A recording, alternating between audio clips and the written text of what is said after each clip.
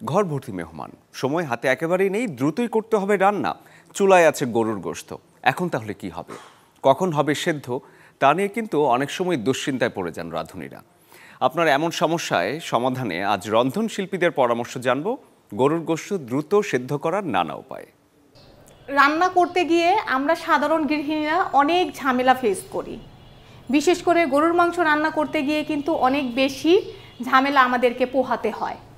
সেই গরুর মাংসর ছোট্ট একটা টিপস নিয়ে আপনাদের সামনে হাজির হয়েছি।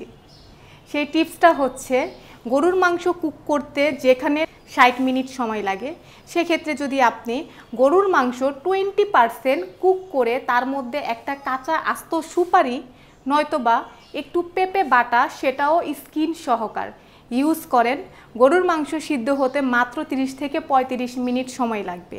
সেক্ষেত্রে কিন্তু আমাদের অনেক সময়ও বেঁচে যাচ্ছে। দেন বর্তমানে গ্যাসের যে সমস্যা আমাদের দেশে, আমাদের গ্যাসও সেভ হচ্ছে। তবে অনেকের কিন্তু প্রশ্ন থাকতে পারে যে এটা স্বাদে এবং রঙে কোনো ভিন্নতা আসবে কি না।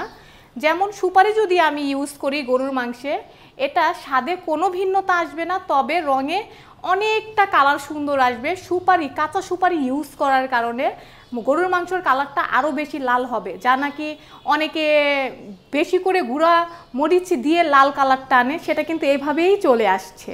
দেন স্কিন সহকার পেঁপে বাটা যেটা আছে, সেটা যদি আমি গরুর মাংসতে ইউজ করি, সেটা কালারেও কোনো এফেক্ট আসবে না, স্বাদেও কোনো এফেক্ট আসবে না। সেটা নর্মালি যেরকম আমাদের ঘরে খেতে হয় সেই রকমই হবে।